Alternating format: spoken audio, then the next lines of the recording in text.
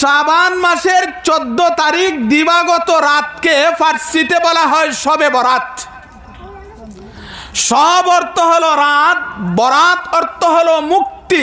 শবে বরাত মানে মুক্তির রাত, ভাগ্যের রাত। কোরআনের ভাষায় এই রাত্রটাকে বলা হয় লাইলাতুম মুবারাকা, বরকতময় রজনী। হাদিসের ভাষায় এই রাত্রটাকে বলা হয় লাইলাতুন নিসফ মিন শাবান, শাবান মাসের মধ্যের রজনী।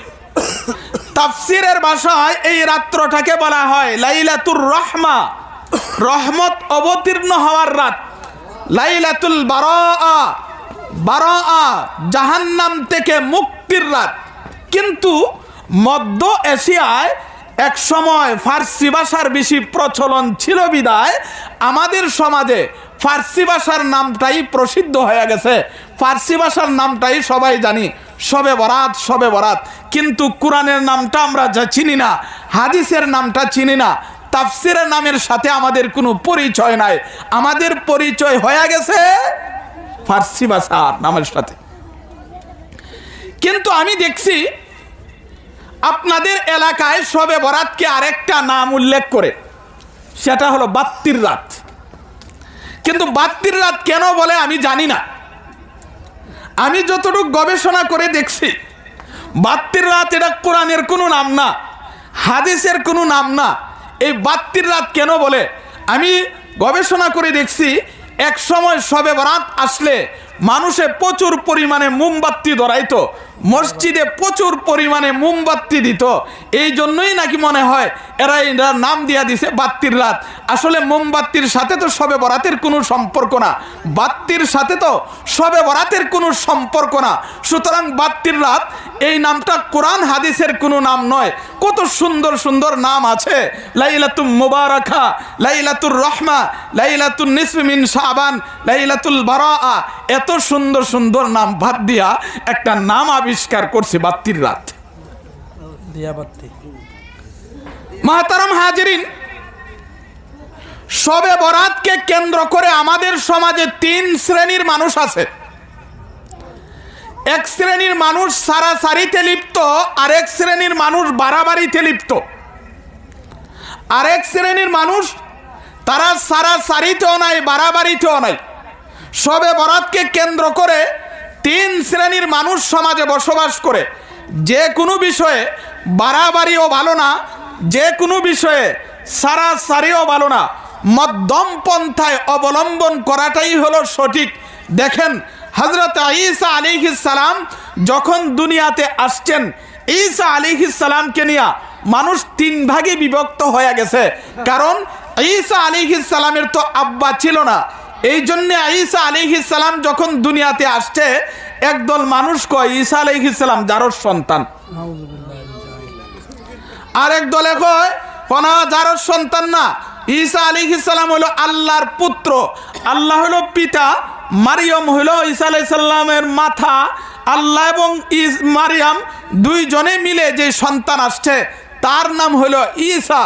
আরেক দলে কয় না, তিনি জারর সন্তানও নয়, তিনি আল্লাহর পুত্র নয়, তিনি হলেন আল্লাহর কুদরতি সন্তান। যারা ঈসা নবীকে জারর সন্তান বলেছে এরা হলো বেয়াদব, বেয়াদবি করা ভালো নয়। যারা ঈসা নবীকে আল্লাহর পুত্র বলেছে এরা অতিভক্তি করছে, অতিভক্তি চোরের লক্ষণ, অতিভক্তিও ভালো না। আরেক দল কয় না, তিনি আল্লাহর পুত্র নয়, তিনি জারর সন্তানও নয়, তিনি হলেন আল্লাহর কুদরতি সন্তান। এরাই হইল সঠিক দল। ঠিক তেমনি ভাবে শবে বরাতকে নিয়েও আমাদের সমাজে 3 দলে বিভক্ত হয়ে গেছে। একদল সারাসারি করে, এরাও ঠিক নয়। আরেক দলে বাড়াবাড়ি করে, এরাও সঠিক নয়।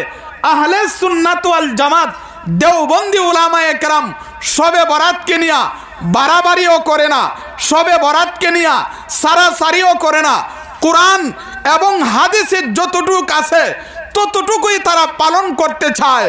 এই হিসাবে আহলে সুন্নাত ওয়াল জামাত দেওবন্দি উলামায়ে কেরাম সঠিক রাস্তার উপরে আছে। আমাদের নবীও যখন দুনিয়াতে আসছে, একদলে কয় নবী মানুষ না, ও মানুষ না, কয় কি, নবী ফেরেশতা। আরেক দলে কয় না মানুষ হয় তবে দুষে গুণে মানুষ। যারা নবীকে ফেরেশতা মনে করে এরাও সঠিক না, যারা দুষে গুণে নবীকে মনে করে এরাও সঠিক না। দেওবন্দি উলামায়ে কেরাম আহলে সুন্নাত ওয়াল জামাতের আকীদা হলো আমাদের নবী মানুষ কিন্তু সর্বগুণে গুণান্বিত মানুষ, এরাই হইল সঠিক। যে কোনো বিষয়ে বাড়াবাড়িও ভালো না, সারাসারিও ভালো না। শবে বরাত যখন আমাদের সামনে আসে, একদল শবে বরাতকে নিয়ে বাড়াবাড়ি করে আর একদল শবে বরাতকে নিয়ে সারাসারি করে। কি বলেন? যারা শবে বরাতকে নিয়ে সারাসারি করে, শবে বরাত আসলে দেখবেন একদল লোকে কয় শবে বরাত কোরআনে নাই, হাদিসে নাই। শবে বরাত বলতে কোনো রাত্র নাই। শবে বরাতের নামে যা আছে, যেই সকল হাদিস বর্ণিত আছে, এগুলো জাল, মওজু, বানোয়াট, ভিত্তিহীন। এরা সঠিক না ভুল পথে আছে?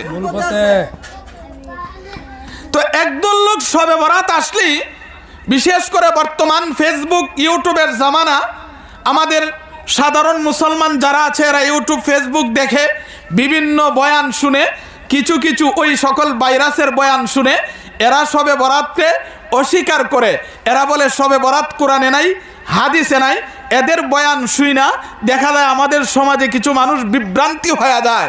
এই জন্য মহতারম হাজিরিন, যারা শবে বরাতকে অস্বীকার করে এরা সঠিক নয়। শবে বরাত যদিও কোরআনে একেবারে স্পষ্টভাবে উল্লেখ করা হয় নাই, কিন্তু বহু সহিহ হাদিস দ্বারা শবে বরাত প্রমাণিত আছে।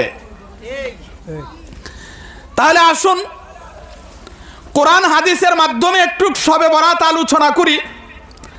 আমি আপনাদের সামনে 25 নম্বর পারা সূরাতুদ দুখানের 1 থেকে নিয়ে 4 নম্বর আয়াত পর্যন্ত তিলাওয়াত করেছি।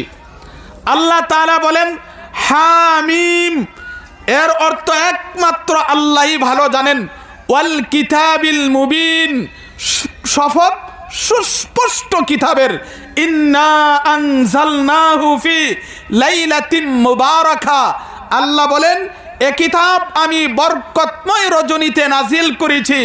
ইন্না কুন্না মুনজিরিন, আল্লাহ বলেন নিশ্চয়ই আমি সতর্ককারী। ফিহা ইউফরাকু কুল্লু আমরিন হাকিম, এরাতে প্রত্যেক হিকমতপূর্ণ বিষয়ের সিদ্ধান্ত করা হয়।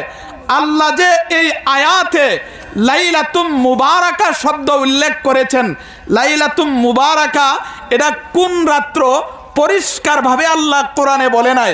এই লাইলাতুম মুবারাকা শবে বরাত না শবে কদর না শবে মেরাজ পরিষ্কারভাবে উল্লেখ করে নাই, কিন্তু তাফসীরের কিতাবে তার ব্যাখ্যা করেছেন। তাফসীরের কিতাবে লাইলাতুম মুবারাকার 3টা ব্যাখ্যা করেছে। এর মধ্যে একটা ব্যাখ্যা শবে বরাতও আছে। পৃথিবী বিখ্যাত তাফসীরের কিতাব আল্লামা ফখরুদ্দিন রাজি রহমাতুল্লাহি আলাইহি, তাফসীরে কবিরে আল্লামা আলুসি রহমাতুল্লাহি আলাইহি, তাফসীরে রুহুল মাআনিতে আল্লামা ইসমাইল হক্কানি রহমাতুল্লাহি আলাইহি, তাফসীরে রুহুল বয়ানে ইমাম কুরতুবী রহমাতুল্লাহি আলাইহি, তাফসীরে কুরতুবীতে ইমাম বাগবী রহমাতুল্লাহি আলাইহি, তাফসীরে বাগবীতে ইমাম খাজান রহমাতুল্লাহি আলাইহি, তাফসীরে খাজানে ইমাম ইবনে কাসির রহমাতুল্লাহি আলাইহি, তাফসীর ইবনে কাসিরে আল্লামা মুফতি শফি রহমাতুল্লাহি আলাইহি, ইদ্রিস কান্দলবি রহমাতুল্লাহি আলাইহি, তাফসীরে মারিফুল কোরআনে আল্লামা আমিনুল ইসলাম রহমাতুল্লাহি আলাইহি, তাফসীরে নূরুল কোরআনে। পৃথিবী বিখ্যাত যত তাফসীরের কিতাব আছে সকল তাফসীরের কিতাবে লাইলাতুম মুবারাকার 3টা ব্যাখ্যা করেছেন।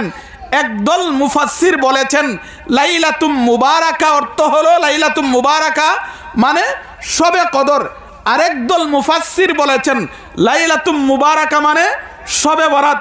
আরেকদল মুফাসসির বলেছেন লাইলাতুম মুবারাকা মানে শবে মেরাজ। সুতরাং লাইলাতুম মুবারাকার একটা ব্যাখ্যা শবে বরাতও আছে। যারা লাইলাতুম মুবারাকার ব্যাখ্যা শবে কদর করেছে তারা শবে বরাতকে অস্বীকার করে নাই। যারা শবে বরাতকে দিয়ে করেছেন তারা শবে কদরকে অস্বীকার করে নাই। সুতরাং তাফসিরের আলোকে শবে বরাত প্রমাণিত আছে। শবে বরাতকে অস্বীকার করার সুযোগ নাই। তাহলে আমরা কোরআনের আলোকে শবে বরাত পাইলাম, হাদিসের মাধ্যমেও শবে বরাত প্রমাণিত আছে। হযরত মুআজ ইবনে জাবাল রাদিয়াল্লাহু তাআলা আনহু থেকে বর্ণিত, রাসূলুল্লাহ সাল্লাল্লাহু আলাইহি ওয়াসাল্লাম বলেন, শাবান মাসের 14 তারিখ দিবাগত রাতে আল্লাহ তাআলা মাখলুকের প্রতি রহমতের দৃষ্টি দেন। মুশরিক, হিংসা বিদ্বেষ পোষণকারী ছাড়া আল্লাহ বাকি সবাইকে ক্ষমা করে দেয়। তাহলে এই হাদিস দ্বারা শবে বরাত প্রমাণিত। অন্য এক হাদিসের মধ্যে আছে, আলী ইবনে আবু তালেব থেকে বর্ণিত, রাসূলুল্লাহ সাল্লাল্লাহু আলাইহি ওয়াসাল্লাম বলেন, শাবান মাসের 14 তারিখ দিবাগত রাতে তোমরা ইবাদত বন্দেগী করো, দিনের বেলায় রোজা রাখো। শাবান মাসের 14 তারিখ দিবাগত রাত আল্লাহ তাআলা প্রথম আসমানে এসে দুনিয়ার মানুষকে ডাকতে থাকে, আচনি কোনো ক্ষমা প্রার্থী আমার কাছে ক্ষমা প্রার্থনা করো, আমি আল্লাহ তোমাদেরকে ক্ষমা করে দিব। আচনি কোনো এমন লোক যার সন্তান নাই, আমার কাছে সন্তান চাও, আমি তোমার সন্তানের ব্যবস্থা করে দিব। আসনি এমুক জরুরত অমুক জরুরত, মানুষের বিভিন্ন জরুরতের কথা, প্রয়োজনীয় কথা উল্লেখ করে আল্লাহ ডাকতে থাকে, সুবহে সাদিক পর্যন্ত ডাকতে থাকে। এই হাদিস দ্বারাও প্রমাণিত আছে শবে বরাতের কথা। তাহলে শবে বরাত অস্বীকার করার কোনো সুযোগ নাই। কিন্তু আমাদের সমাজে দেখা যায় একদল মানুষ শবে বরাতকে কি করে? অস্বীকার করে। তারা বলে শবে বরাত কোরআনে নাই, শবে বরাত হাদিসে নাই। যারা শবে বরাতকে অস্বীকার করে, যারা বলে কোরআন হাদিসের শবে বরাত নাই, এই দলটা সঠিক নয়, এই দলটা বেঠিকের উপরে আছে। শবে বরাত কে কেন্দ্র করে আমাদের সমাজে আরেক শ্রেণীর মানুষ আছে বাড়াবাড়িতে লিপ্ত।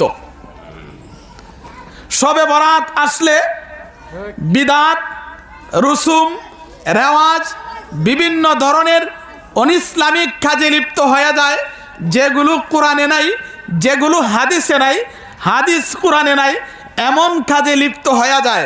তাহলে একদল লোক আছে শবে বরাতকে নিয়ে বাড়াবাড়ি করে। যারা শবে বরাতকে নিয়ে বাড়াবাড়ি করে এরাও সঠিক রাস্তার উপরে নাই।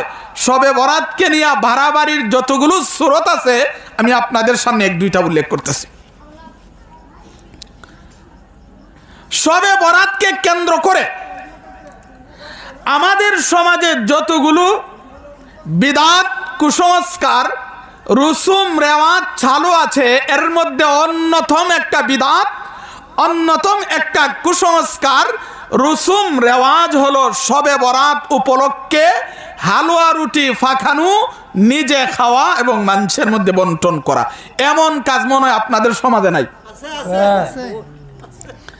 শবে বরাতের সাথে হালুয়া রুটির কি সম্পর্ক? হালুয়া রুটি সারা বছর খান, কিন্তু শবে বরাতের সাথে সম্পর্কটা কি? আমাদের সমাজে যারা শবে বরাতকে কেন্দ্র করে হালুয়া রুটি ফাখায়, নিজে খায় এবং মানুষের মাঝে বন্টন করে, তাদেরকে যদি জিজ্ঞাসা করা হয় কেন এই কাজ করো, তারা বলে কোরআন হাদিস আমরা জানি না, আমাদের বাপদাদা করে আসছেন এই জন্য করি। বাপদাদা তো আর দলিল না, কোরআন হলো দলিল, হাদিস হলো দলিল। বাপ দাদার অজুহাতে বিভিন্ন ধরনের বিদাত, রুসুম, রেওয়াজ আমাদের সমাজে চালু আছে। এর মধ্যে একটা হলো হালুয়া রুটি। হালুয়া রুটি কেন ফাঁকা? কোন এলাকাতে, কোন সমাজে আকীদা হলো শাবান মাসের 14 তারিখ দিবাগত রাতে, বা কোন মানুষের আকীদা বিশ্বাস হলো শাবান মাসে আমাদের নবীজির দান্দান মুবারক শহীদ হয়েছিল। দান্দান মুবারক শহীদ হওয়ার কারণে নবীজি শক্ত খাবার খেতে পারে নাই, এই জন্য হালুয়া রুটি ফাঁকায়া নবীজি খেয়েছে। নবীজির মহব্বতে এরা নাকি হালুয়া রুটি ফাঁকায় নিজে খায়, মানুষের মধ্যে বন্টন করে। অথচ আমাদের নবী বিশ্ব নবীর দান্দান মুবারক শহীদ হয়েছিল শাওয়াল মাসে। শাবান মাস তো হলো রমজান মাসের আগের মাস, শাওয়াল মাস হলো রমজান মাসের পরের মাস। রমজান মাসের পরের মাসে উহুদের যুদ্ধে নবীজির দান্দান মুবারক শহীদ হয়েছে। কই শাওয়াল মাস, 10 মাস পরে হলো শাবান মাস, 10 মাস পরে নবীজি হালুয়া রুটি খাইছে? অযৌক্তিক কথা। আচ্ছা, নবীজি হালুয়া রুটি খেয়েছিলেন এই জন্য তুমি মহব্বতে খাও, তাহলে আমার যুক্তি হলো নবীজি হালুয়া রুটি কেন খেয়েছিল? দান্দান মুবারক শহীদ হওয়ার কারণে। তাহলে তুমি এক কাজ করো, হালুয়া রুটি তো খাইছো ঠিক আছে, তোমার দাঁতটাও ফালাই দাও নবীজির সাথে মিল কইরা। এটা হইতো না, পাগল হইলেও তাহলে ঠিক আছে, দাঁত পালাবে না, হালুয়া রুটি খাবে। তাহলে হালুয়া রুটি যে পাকানো হয়, হালুয়া রুটি শবে বরাতকে কেন্দ্র করে, এটা একটা বিধাত, রসুম, রেওয়াজ। এটা এক সময় প্রচুর পরিমাণে সমাজে চলতো, আলহামদুলিল্লাহ এখন ওই পরিমাণে হয় না, অনেকটাই কমে গেছে। আবার কোন কোন এলাকাতে এমনও আকীদা আছে, হয় শাবান মাসে ওই দিনে হযরত হামজা রাদিয়াল্লাহু তাআলা আনহু শাহাদত বরণ করেছিলেন। তারা বলে হালুয়া রুটি পাকানোর মাধ্যমে, খাওয়া এবং বন্টনের মাধ্যমে আমরা তার ফাতিহা আদায় করি, ফাতিহা শরীফ। অথচ হামজা রাদিয়াল্লাহু তাআলা আনহু তিনিও শাবান মাসে শাহাদত বরণ করে নাই, তিনিও শাহাদত বরণ করেছেন শাওয়াল মাসে। সুতরাং তার সাথেও কোনো সম্পর্ক নাই। আবার কোনো জায়গাতে এমনও আকীদা আছে, কয় শাবান মাসে 14 তারিখ দিবাগত রাত বা 14 তারিখে যারা মারা গেছে এদের রূহ নাকি বাড়িতে এসে ঘোরাফেরা করে, ঘোরাফেরা কইরা দেখে তাদের জন্য কোনো কিছু ফাঁকানো হয়েছে কিনা। যদি কোনো কিছু ফাঁকানো না হয়, তারা নাকি বদদোয়া করে চলে যায়। আমাদের সমাজে কোনো মানুষের এমন আকীদা বিশ্বাসও আছে, তারা মনে করে মারা যাওয়ার পরে 40 দিন পর্যন্ত রূহ বাড়িতে এসে ঘোরাফেরা করে। আবার কেউ এমন আকীদা পোষণ করে প্রতি বৃহস্পতিবারে আসে, শুক্রবারে রূহ চলে যায়। তারা এসে দেখে তাদের জন্য কোনো ইসালে সওয়াব, তাদের জন্য কোনো কিছু করা হয়েছে কিনা। যদি করা না হয় তারা বদদোয়া দিয়ে চলে যায়। এই যে আকীদা বিশ্বাস, এটা সম্পূর্ণ কোরআন হাদিস বিরোধী আকীদা। যারা মারা যায় তাদের রূহ বাড়িতে ফিরে আসে না, তারা এসে ঘোরাফেরা করে না, এই সুযোগ তাদের নাই। আহলে সুন্নাত ওয়াল জামাত দেওবন্দি উলামায়ে কেরামের আকীদা হলো, যারা মারা গেছে তাদের রূহ আর ফিরে আসে না, যারা মারা গেছে তাদের রূহ বাড়িতে এসে ঘোরাফেরা করে না। আসার দরকার কি? যারা মারা গেছে এরা যদি জান্নাতি হয়, জান্নাতের নিয়ামত বুক করাতে লিপ্ত আছে, তোমার কাছে আসার দরকার আছে। আর যদি জাহান্নামী হয়, শাস্তি বুক করেই তো তার কুল নাই, শাস্তি বুক করেই তো সে বুঝ পাইতেছে না, তোমার কাছে আসার সুযোগ আছে। জান্নাতে হইলে আরামে আছে, জাহান্নামে গেলে শাস্তিতে আছে, তোমার কাছে আসার সুযোগ নাই। সুতরাং এই আকীদা পোষণ করা, যারা মারা গেছে তারা এসে তাদের রূহ এসে ঘোরাফেরা করে, এটা আহলে সুন্নাত ওয়াল জামাতের আকীদা নয়। এই আকীদা থেকে আমাদের দূরে থাকতে হবে। তো বলছিলাম কোনো এলাকাতে এমন আকীদা পোষণ করে, যারা মারা গেছে এদের রূহ নাকি শবে বরাতে আসে বা শাবান মাসে এসে ঘোরাফেরা করে, তাদের জন্য কোনো কিছু পাকানো হয়েছে কিনা। এই আকীদা সম্পূর্ণ কোরআন হাদিস বিরোধী আকীদা, ঈমান ধ্বংসী আকীদা। এই আকীদা থেকে সকল মুসলমান বেঁচে থাকা দরকার। আবার কোনো এলাকায় হালুয়া রুটিকে এত গুরুত্ব দেয়, ফরজ, ওয়াজিব, সুন্নত আমলও এত গুরুত্ব দেয় না। দেখা যায় মহিলারা সারাদিন হালুয়া রুটি নিয়ে ব্যস্ত, রাতের বেলায়ও হালুয়া রুটি নিয়ে ব্যস্ত। আরে ভাই, শবে বরাত তো হালুয়া রুটির জন্য না, হালুয়া রুটি খাওয়ার জন্যে না। এই জন্যে কোনো সমাজে দেখা যায় হালুয়া রুটি নিয়ে এমন ব্যস্ত হয়ে যায়, হালুয়া রুটির ব্যস্ততার কারণে নামাজ পড়তে পারে না, ইবাদত বন্দেগী করতে পারে না, কোরআন তেলাওয়াত করতে পারে না। এই জন্যে এমনও আবার দেখা যায় কোনো মানুষে মনে করে হালুয়া রুটি না ফাঁকাইলে মানুষে কি কইব, মানুষে কইব এ বড় বখিল, মানুষে তিরস্কার করবে, মানুষ অসামাজিক মনে করবে। এই জন্যে কোনো পরিবার এমনও আছে টাকা পয়সা না থাকলে দাঁড় কইরা এমনকি সুদের উপর টেকা নিয়ে হইলো হালুয়া রুটি করুন লাগবে। এই জন্য এতটুকু আলোচনার দ্বারা আমরা কি বুঝতে পারলাম, হালুয়া রুটি পাখানো খাওয়া এটা একটা রুসুম, এটা একটা বেদাত, এটা একটা কুসংস্কার, এটা থেকে আমাদের দূরে থাকা দরকার। হালুয়া রুটি খাওয়ার যদি মন চায় সারা বৎসর খান, শবে বরাতের সাথে তো কোনো সম্পর্ক না, শবে বরাতের সাথে তার কোনো আলাদা বৈশিষ্ট্য নাই। এই জন্য মহতারম হাজিরিন, শবে বরাতকে কেন্দ্র করে আমাদের সমাজে যতগুলো বিদাত, রুসুম, রেওয়াজ, প্রথা চালু আছে, এর মধ্যে একটা হলো হালুয়া রুটি ফাঁকানো খাওয়া, অন্যের মাঝে বন্টন করা। আল্লাহ তাআলা আমাদেরকে এই বিদাত, এই রুসুম, এই কুসংস্কার থেকে হেফাজত করুন। শবে বরাতকে কেন্দ্র করে আমাদের সমাজে যতগুলো বিদাত, যতগুলো রুসুম রেওয়াজ চালু আছে, এর মধ্যে অন্যতম হলো আতশবাজি, ফটকা ফুটানো, আলোকসজ্জা করা। শবে বরাত আসলে অনেকে বাসাবাড়ি সাজায়, মসজিদ লাইটিং করে। শবে বরাতকে কেন্দ্র করে যুবক ছেলেরা আতশবাজি করে, ফটকা ফুটায়, আলোকসজ্জা করে। এগুলো তো মুসলমানের নিদর্শন নয়, এগুলো জঘন্যতম বিদাত, জঘন্যতম বিদাত। তাহলে শবে বরাতকে কেন্দ্র করে আমাদের সমাজে যতগুলো বিদাত, রুসুম, রেওয়াজ চালু আছে, এর মধ্যে আতশবাজি, ফটকা ফুটানো, আলোকসজ্জা, এগুলো হিন্দুয়ানি রুসুম। হিন্দুয়ানি রুসুম হিন্দুদের থেকে আমাদের কাছে চলে আসছে। হিন্দুদের একটা পূজা আছে, এই পূজার নাম হলো দেওয়ালি পূজা। এই পূজার নাম দেওয়ালি পূজা। দেওয়ালি পূজার অবিকল নকল এ পাক ভারত উপমহাদেশে হিন্দু এবং মুসলমান দীর্ঘদিন একসাথে বসবাস করার কারণে হিন্দুদের বহু কাজ মুসলমানের ভিতরে চলে আসছে, মুসলমানের বহু কাজ হিন্দুদের কাছে চলে যাচ্ছে। কিন্তু দুঃখের বিষয় হলো হিন্দুদের খারাপগুলো আমরা গ্রহণ করছি আর আমরার ভালোগুলা তারা গ্রহণ করছে। এই যে আতশবাজি, ফটকা ফুটানো, আলোকসজ্জা করা, এগুলো মূলত মুসলমানের নিদর্শন নয়, এগুলো হিন্দুয়ানি নিদর্শন। এগুলো থেকে আমাদের বেঁচে থাকতে হবে।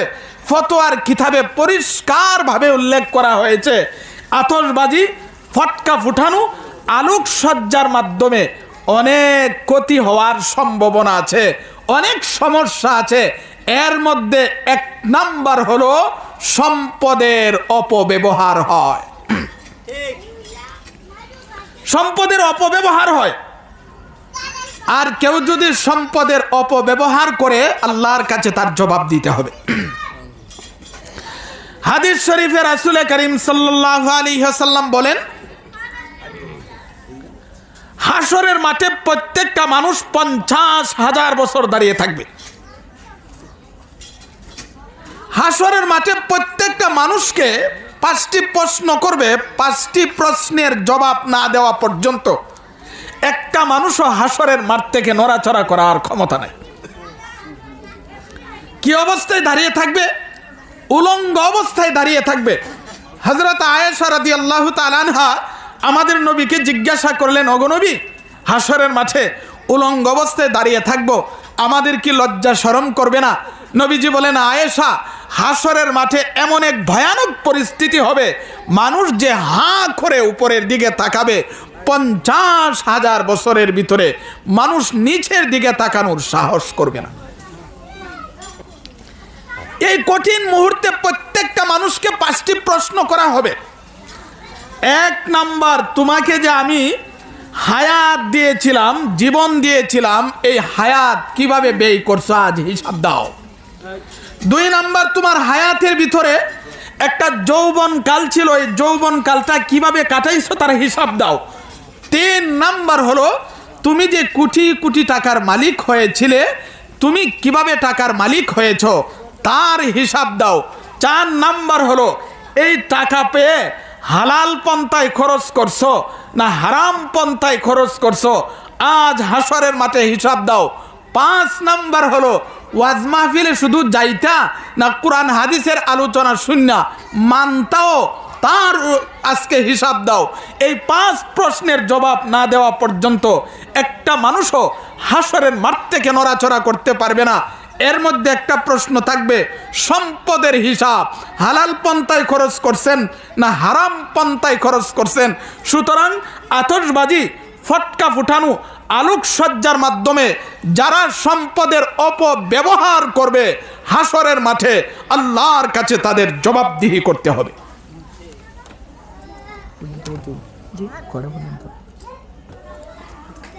বক্তা নিয়ে এসে বলো এই অবস্থায় আলোচনা করেন যেত না, বক্তা নিয়ে এসে বলো। তাহলে এটা হলো একটা। দুই নাম্বার হলো আতশবাজি, ফটকা ফুটানো, আলোকসজ্জার মাধ্যমে সম্পদের অপচয় হয়। আর কোরআন হাদিসে বলা হয়েছে সম্পদের অপচয়কারী শয়তানের ভাই। তিন নাম্বার হলো ফটকা ফুটানো, আলোকসজ্জার মাধ্যমে, আতশবাজির মাধ্যমে তিন নাম্বার দুর্ঘটনা ঘটার সম্ভাবনা আছে। অনেক সময় দেখা যায় আতশবাজি, ফটকা ফুটানো, আলোকসজ্জার মাধ্যমে দুর্ঘটনা ঘটে। চার নাম্বার হলো অনেক মানুষ আছে সমাজে নিরিবিলি এবাদত বন্দিগি করে, আতশবাজি, ফটকা ফুটানো, আলোকসজ্জার মাধ্যমে তাদের এবাদতের মধ্যে ব্যাঘাত ঘটে। নিজেও এবাদত করলো না, আরেকজনের এবাদতের মধ্যে ব্যাঘাত ঘটাইলো, তাহলে সে নিজেও গুনাহগার হইল, আরেকজনের এবাদতের মধ্যে ব্যাঘাত ঘটাইলো। পাঁচ নাম্বার হলো এলেম অর্জন করার অন্যতম মাধ্যম হলো কাগজ। কাগজের সাথে ভালো ব্যবহার হয় না, অসম্মানজনক ব্যবহার হয়। এই জন্যে শবে বরাতকে কেন্দ্র করে আতশবাজি, ফটকা ফুটানো, আলোকসজ্জা এটাও বেদাত, রুসুম রেওয়াজ, জঘন্যতম বেদাত। আমাদের সমাজের যুবক ছেলেরা বিশেষ করে শবে বরাতকে কেন্দ্র করে যেন আমরা আতশবাজি, ফটকা ফুটানো, আলোকসজ্জা এগুলো না করি। আল্লাহ তাআলা আমাদেরকে তৌফিক দান করুন। আমিন।